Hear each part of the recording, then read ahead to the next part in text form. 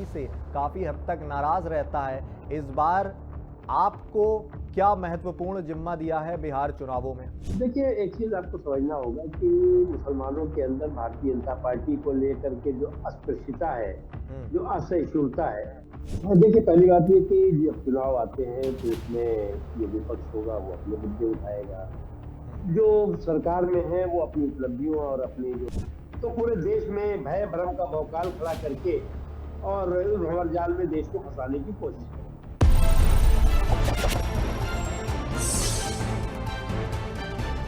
FM news देख रहे हैं आप, मैं हूं आपके साथ प्रियंक वाजपेयी।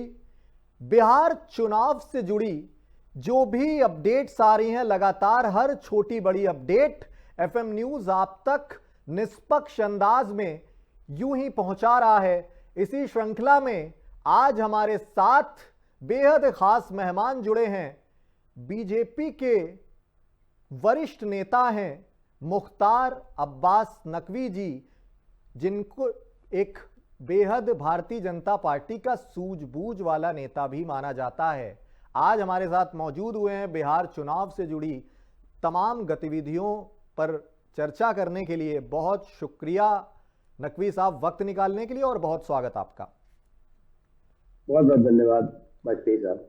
जी नकवी साहब, शुरुआत में यहीं से करूंगा। बीजेपी के मुस्लिम नेता हैं आप, बिहार चुनाव की रणभेरी बजी हुई है। बिहार चुनावों में आपकी भूमिका क्या है? मुस्लिम वोट बैंक, हमेशा यह कहा जाता रहा है कि भारतीय जनता पार्टी से काफी हद तक नाराज रहता है। इस बार आपको क्या महत्वपूर्ण जिम्मा दिया है बिहार चुनावों में?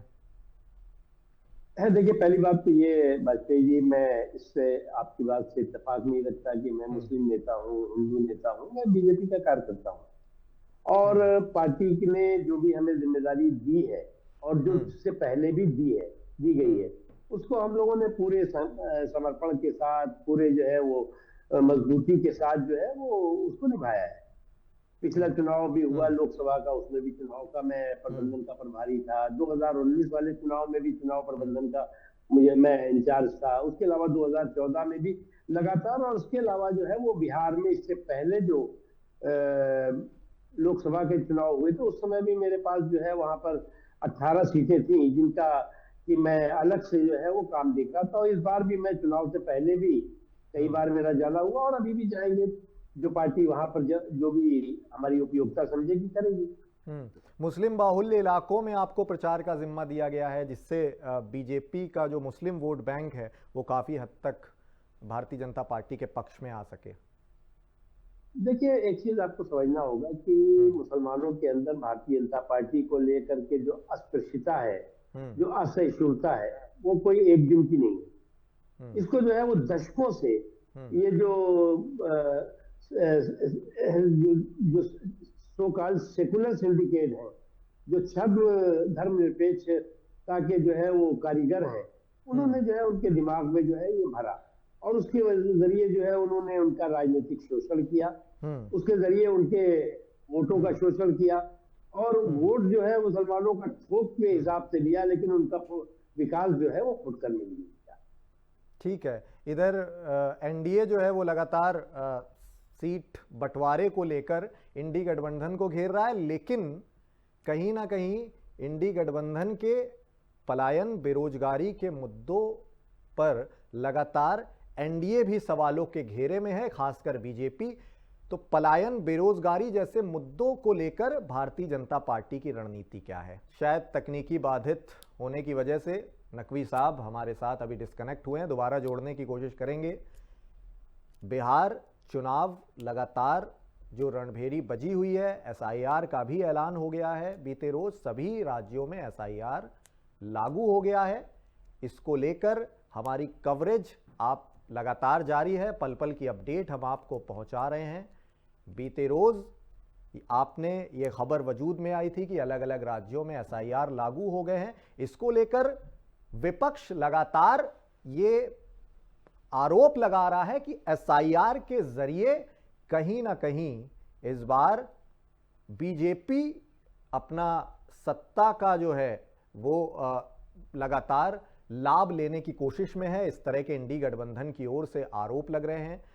आरोप ये भी लग रहे हैं कि इतने लंबे समय तक सत्ता में रहने के बावजूद नीतीश सरकार पलायन के मुद्दे पर, बेरोजगार देने के मुद्दे पर बिहार में नाकाम रही। ये प्रमुख तौर पे विपक्ष मुद्दे उठा रहा है, इंडी गठबंधन को लगातार निशाने, एनडीए को लगातार निशाने पर ले रहा है, और कहीं ना कहीं नकवी साहब इसको लेकर आज बिहार में चुनावी तैयारियों में जुटे हुए हैं। आज वो शायद बिहार का रुख करेंगे, उससे जुड़ी चर्चा है ये, आज हम जानने की उनसे कोशिश करेंगे। तकनीकी बाधित होने के चलते वो फिलहाल हमारे साथ अभी डिस्कनेक्ट हुए हैं, दोबारा हम जोड़ने की कोशिश कर रहे हैं उनको, और इस बीच तमाम अपडेट्स भी हम लगातार आप तक पहुंचा रहे हैं। नकवी साहब दोबारा हमारे साथ जुड़े हुए हैं। तो नकवी साहब, सवाल यही था मेरा कि इस बार नाराज मुस्लिमों को मनाने को लेकर बीजेपी की रणनीतियां क्या हैं, और पलायन और बेरोजगार जैसे मुद्दों को लेकर जो विपक्ष लगातार घेराबंदी कर रहा है, उसको लेकर भारतीय जनता पार्टी की क्या तैयारियां हैं? देखिए, पहली बात ये कि जब चुनाव आते हैं तो उसमें जो विपक्ष होगा वो अपने मुद्दे उठाएगा, जो सरकार में है वो अपनी उपलब्धियों और अपनी जो उन्होंने सुशासन के जरिए जो है वो समाज के आखिरी पायदान के पे खड़े हुए व्यक्तियों के लिए काम किया है उसको करेंगे। ये तो एक सामान्य सी प्रक्रिया है। लेकिन अगर आप देखें, ये जो तथाकथित महागठबंधन है, इसकी झालर में शॉर्ट सर्किट हो गया है। अब अगर झालर में शॉर्ट सर्किट होगा तो खुद उनके साथियों को झटका लग रहा है। अब झटका लगेगा, पूरी तरह से जो है वो जमीन पर गिरते हुए कहीं कहीं पर दिखाई पड़ रहे हैं, क्योंकि ये जो गठबंधन है, इस गठबंधन की गठरी में जितने छेद है उससे ज्यादा उनमें महत्वाकांक्षी मतभेद है। अब ये छेद को रफू करने और मतभेद को रफू चक्कर करते करते चुनाव भी निपटता जा रहा है और गठबंधन भी अपने आप में निपट जाएगा। ठीक है। और आपने बीते रोज आपका एक बयान बहुत ज्यादा चर्चा में आया था कि जेएम जो है, महागठबंधन जो है वो इस बार विसंगतियों के तले ढह जाएगा। जेएमएम की इंडी गठबंधन में बहुत बड़ी असहमति देखने को मिली, उन्होंने धोखेबाजी का आरोप भी लगाया। ये भविष्यवाणी आप पहले ही कर चुके थे। अब देखिए, पहली बात ये कि अगर आप देखें, ये इनका जो अपने आप का विरोधाभास है खुद इनके अपने साथियों के अंदर, और कोई भी साथी किसी एक साथी के लिए जो है वो, खासतौर से अगर बड़ी बड़ी पार्टियां भी हो, उनके लिए जो है वो सीटें न छोड़ने को तैयार हो, उनकी सीटों पर जो है वो कब्जा करने को खड़ा हो, कोई संवाद ना हो, कोई समन्वय ना हो, तो निश्चित तौर से जो है वो अपने ही जो है वो विरोधाभास के जो है वो बोझ की तरह ये दबता जा रहा है। और जो पार्टी अपने आप को पहले कभी कहा करती थी कि हम तो मुल्क की पार्टी है, आज कांग्रेस की स्थिति क्या है? इस चुनाव में मोहल्ले की भी महंगी होती जा रही है। ठीक है। और अभी एसआईआर अलग अलग राज्यों में लागू हुआ है देश भर में। 2025 के जो बिहार चुनाव हैं, इसमें एसआईआर का कितना ज्यादा प्रभाव पड़ेगा? ये जो विपक्ष लगातार वोट चोरी का आरोप लगाता रहा है, एसआईआर उसको नाकाम करने में सफल होगा? देखिए, ऐसा है बाकी साहब, चुनाव से पहले तो वोट चोरी का जो है वो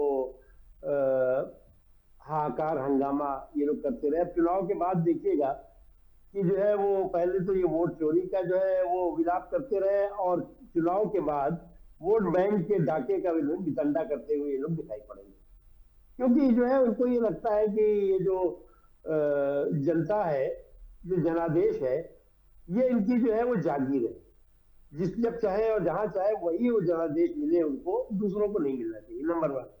नंबर 2 जो है वो जो एसआईआर है वो कोई पहली बार नहीं हो रहा है। हमारा देश दुनिया का सबसे बड़ा लोकतंत्र है, और समय समय पर जो मतदाता सूचियां हैं उनके शुद्धिकरण का काम समय समय पर होता रहा है।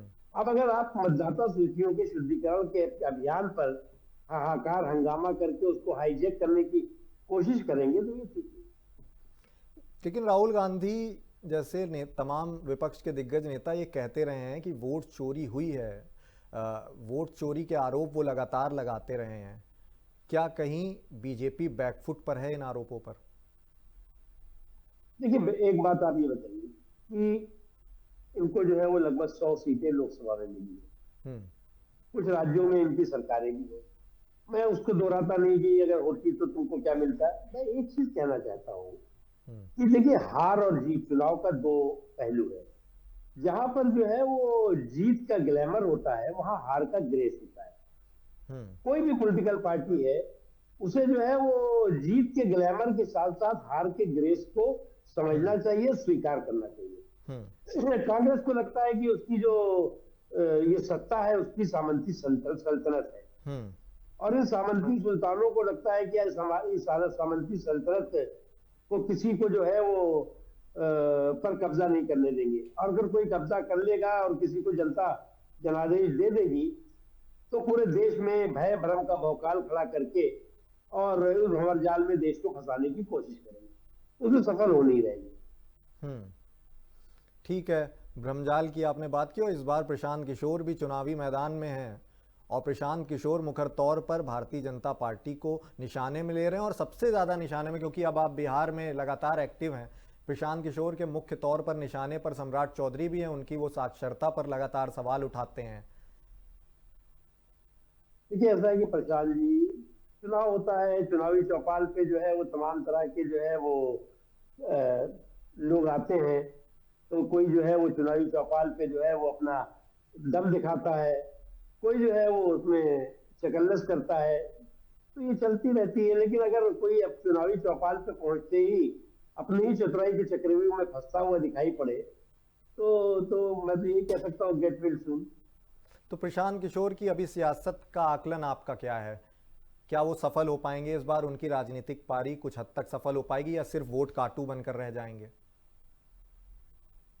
मैं मानता हूं कि देखिए, किसी को भी इस देश में जो है वो चुनाव लड़ने का, चुनाव में जो है वो लोगों के पास जाने का अपना अधिकार है, लोकतांत्रिक अधिकार। जनता का अधिकार है कि वो किसको जो है वो चुनती है। मुझे नहीं दिखता कि कोई बहुत बड़ा इस चुनाव में प्रशांत किशोर जी की जो पार्टी स्वराज पार्टी है, वो कोई बहुत बड़ा अंतर डालने वाली है। अंतर डालने वाली सिर्फ वोट काटू बनकर रह जाएगी? देखिए, मैं किसी भी पार्टी को वोट काटू वाली पार्टी मानता नहीं। अरे भाई, चुनाव में हारना जीतना एक अलग बात है। कोई पार्टी जो है वो 10 वोट पाएगी, कोई पार्टी जो है 10,000 वोट पाएगी। तो ये जो एक फ्रेज चला है कि ये वोट काटने वाले लोग हैं, तो ये तो आप जो है वो डेमोक्रेसी का को अपमान कर रहे हैं। जितना भी वोट मिलता है ठीक है, उनको जनता ने जितना उनको समझा उतना दिया।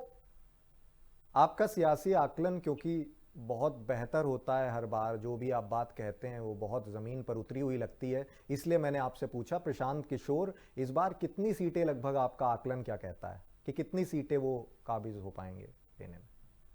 देखिए, एक हमारे अभी हरियाणा में जो चुनाव हुआ था, तो योगेंद्र यादव जी ने एक पार्टी बनाई थी और काफी मेहनत भी की थी उन्होंने हरियाणा में।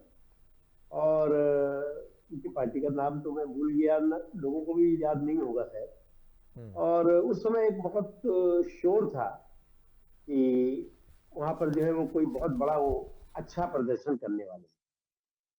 तो मुझे लगता है कि उन्होंने किया भी होगा, कुछ वोट वगैरह उनको मिले थे, इसलिए मैं उससे उनका मुकाबला तो नहीं करता। ये चुनाव का रिजल्ट तय करेगा कि क्या होगा। लेकिन इतना जरूर है कि मैं मानता हूँ वहां लड़ाई सीधे जो एनडीए है उसका है और जो महागठबंधन है उसके बीच है। अब लोग ये भी कहते हैं, उनके विरोधी कहते हैं कि अगले केजरीवाल बन जाएंगे प्रशांत किशोर। केजरीवाल बनने के पीछे अगर कुछ लोग कह रहे हैं तो उसके तो कई अर्थ निकलते हैं। ठीक है, और नीतीश कुमार की उम्र को लेकर भी विपक्ष लगातार सवाल उठाता रहा है। आपको लगता है कि अब नीतीश कुमार की उम्र हो चुकी है, अब उन्हें उनके रिटायरमेंट का समय आ गया है, या जैसे कि भारतीय जनता पार्टी में मार्गदर्शक मंडल का कॉन्सेप्ट है तो उनको उस श्रेणी में बढ़ना चाहिए? देखिए, नीतीश जी टायर्ड नहीं है, और जब टायर्ड नहीं है तो रिटायर नहीं होने का तब तुक नहीं बनता। और जो लोग जो है वो अभी से नकवी साहब, उनकी कई तस्वीरें सामने आई जिसके बाद उन्हें मानसिक तौर पर अस्वस्थ भी कहा जाता रहा। देखिए, एक चीज मैं देखता हूँ कि कुछ लोगों की ये आदत होती है कि जब वो मुद्दों का उनके सामने जो है वो कंगाली होती है, तो वो इस तरह के मवाली जैसा व्यवहार करते हैं। अरे भाई आप उनके बारे में, उनकी जो है वो हेल्थ के बारे में, उनकी मानसिक हेल्थ के बारे में आप कौन से मेंटल हेल्थ हॉस्पिटल चला रहे हो? कौन से आप मानसिक इलाज करने के डॉक्टर बने हुए हो? मुझे लगता है ये बैड टेस्ट में है, और जनता तय करेगी कि आपका दिमाग ठीक करेगी कि आपके जो जो लोग जो है वो इस तरह के दुष्प्रचार कर रहे हैं उनके दिमाग को ठीक करने। ठीक है, और एक सवाल अभी अधूरा रह गया था, आप डिस्कनेक्ट हो गए थे। सम्राट चौधरी की साक्षरता को लेकर सवाल था, उसको लेकर विपक्ष लगातार निशाने पर ले रहा है। क्या सम्राट चौधरी की जो शिक्षा को लेकर जो सवाल उठ रहे हैं उससे कहीं ना कहीं बीजेपी बिहार चुनावों में बैकफुट पर नजर आ रही है? देखिए, एक चीज बताते हैं आपको कि एमएलए के लिए, एमपी के लिए, वैसे भी हमारे देश का बहुत ही दुर्भाग्य है कि क्लर्क की भी नौकरी के लिए जो है वो, इवन जो है वो 4th क्लास की भी नौकरी के लिए एक सीमा तय है कि भाई आपको जो है वो कम से कम हाई स्कूल होना चाहिए, ग्रेजुएट होना चाहिए, ये होना चाहिए। एमएलए, एमपी और भी चुनाव के लिए नहीं होता। उसके कई एक कारण है, ऐतिहासिक कारण है, क्योंकि हमारा देश में जो है वो गरीबी, निरक्षरता, ये सारी चीजें रही हैं। उसके कारण जो है वो ये बात सोची गई थी। लेकिन एक वक्त आ गया है कि जिसमें कि जनप्रतिनिधियों के बारे में भी एक सीमा तय होनी चाहिए कि आपकी जो है वो मिनिमम जो है एजुकेशन क्या है। अब जहां तक सवाल है ये जो पर्टिकुलर इशू के बारे में आप कह रहे हैं, उसके बारे में उन्होंने खुद जवाब दे दिया इसका। फिर बार बार न तो ये इशू है और न ही जो है वो जनता के बीच में इसका कोई बहुत बड़ा मतलब है। ठीक है, और आज सीएम योगी आदित्यनाथ भी बिहार में चुनावी जनसभाएं कर रहे हैं। बीते रोज हलाल सर्टिफिकेट को लेकर सीएम योगी आदित्यनाथ का बयान काफ़ी सुर्खियों में आया था कि हलाल सर्टिफिकेट से जुड़ा जो भी फर्जीवाड़ा होगा बंद होगा। इसको लेकर आपका नज़रिया क्या कहता है हलाल सर्टिफिकेट को लेकर, और ये समझाएं हलाल सर्टिफिकेट है क्या ये आखिर? देखिए, ये पहली बात तो योगी आदित्यनाथ जी पार्टी के हमारे वरिष्ठ नेता हैं, और जिन जिन राज्यों में चुनाव होता है वहां पर जो है वो पार्टी उनको उनसे रिक्वेस्ट करती है, और चुनाव सभाएं, चुनाव कार्यक्रम, रैलियां, उसमें वो शामिल होते हैं और उसमें उनके कार्यक्रम रखते हैं। जहां तक हलाल सर्टिफिकेट का सवाल है, ये हलाल सर्टिफिकेशन के नाम पर जो हराम का फर्जिफिकेशन का धंधा है, गोरख धंधा, उस पर जो है वो रोक बहुत पहले लग जानी चाहिए। हलाल के सर्टिफिकेशन के नाम पर जो हराम का फर्जिफिकेशन का धंधा है वो इंडिया में इंटरनेशनल लेवल पे कुछ लोग चलाते हैं। यहाँ पर केवल सर्टिफिकेट जो है वो साइन करके और पैसे वसूल रहे हैं, लोगों में को गुमराह कर रहे हैं, तो उससे जो है वो रोक बहुत देर आए लेकिन दुरुस्त है। ठीक है, और अभी इंडी गठबंधन की ओर से हर घर, खासकर तेजस्वी यादव की ओर से हर घर सरकारी नौकरी देने का जो ऐलान किया गया है, आपको लगता है ये जमीनी स्तर पर संभव है हर घर सरकारी नौकरी दे पाना, या सिर्फ ये चुनावी सिगुफा है? जनादेश का जो है वो ठिकाना नहीं और जाप की ठिठौली। अब जिसको जनादेश का ठिकाना ना हो और जाप की ठिठौली करना शुरू कर दे, क्या कि साहब ऐसा है कि हमें, अगर हम, ये तो वही हो गया ना कि बिना जनाधार के और बिना जनादेश के जागीरदारी और बिना नंबर के नंबरदारी वाला खेल है। आप कहां से ये जॉब देने वाली बात कर रहे हो? और जॉब के बदले एक कभी कांड चल रहा है इनका कि नौकरी के बदले आपने क्या क्या किया था, तो वो सब मैं नहीं कहना चाहता, लेकिन उनको भी अच्छी तरह मालूम है कि इस पूरे के पूरे चुनाव में इनका जो गठबंधन है उसको जनादेश नहीं मिलेगा। मतलब चुनावी जो ये शिगुफा है, ये नौकरी देने वाला, ये फायदा नहीं होगा इससे कुछ तेजस्वी यादव को। झांसा है ये, झांसा, जैसे होता ना झांसा देना कि भाई ऐसा है कि हम ये कर दो तो हम ये कर देंगे, ये कर दो तो वो कर देंगे। ठीक है, अब जो बिहार का जितना बजट होगा, बिहार की जितनी व्यवस्था होगी, उसके हिसाब से तो आप जो वादे कर रहे हो उसमें तो जो है वो ठिकाना जो है कौड़ी का नहीं और ठिठौली जो है करोड़ों। ठीक है नकवी साहब, और चूंकि आपका वक्त सीमित है, अंतिम में आप ये आकलन जरूर बताएं, बिहार चुनावों में इस बार आपका आकलन क्या कहता है? एनडीए कितनी सीटों पर काबिज होगी और जो जातिगत समीकरण इस बार गड़बड़ाने का आकलन है, आप पूरा इसको एक संक्षिप्त में विश्लेषण करें। इस बार एनडीए कितनी सीटों पर काबिज हो सकता है आपके मुताबिक? देखिए, अभी अभी तो पहले चरण का भी मतदान नहीं हुआ। मैं ये तो अभी नहीं कह सकता, लेकिन इतना जरूर कह सकता हूँ कि बहुत ही कंफर्टेबल मेजॉरिटी के साथ और पिछली बार से ज्यादा जो है वो एनडीए इस बार सीटें हासिल करेगी और बहुत ही अच्छी तरह से जो सुशासन का सफर है उसको निरंतरता के साथ आगे बढ़ाएगी। ये जातीय समीकरण और भी जो क्षेत्रीय समीकरण है, ये सारी की सारी चीजों के बावजूद को देखते हुए मैं ये बात कह रहा हूँ। और एक चीज इंपॉर्टेंट है कि लोगों को इस बात का अच्छी तरह से विश्वास है कि जो एनडीए की सरकार है वो स्टेबिलिटी के साथ भी चलती चलेगी और साथ ही साथ सुशासन के और समृद्धि के सफर को आगे बढ़ाएगी। और सीएम फेस नीतीश ही होंगे एनडीए के? नीतीश कुमार जी ही सीएम फेस रहेंगे। ठीक है, बहुत शुक्रिया नकवी साहब अपना वक्त देने के लिए। बिहार चुनाव से जुड़ी जो भी कवरेज है, जो भी लगातार खबरें आ रही हैं, वो पल पल की लगातार यूं ही एफएम न्यूज़ आप तक पहुंचा रहा है। खबरें लगातार जारी हैं।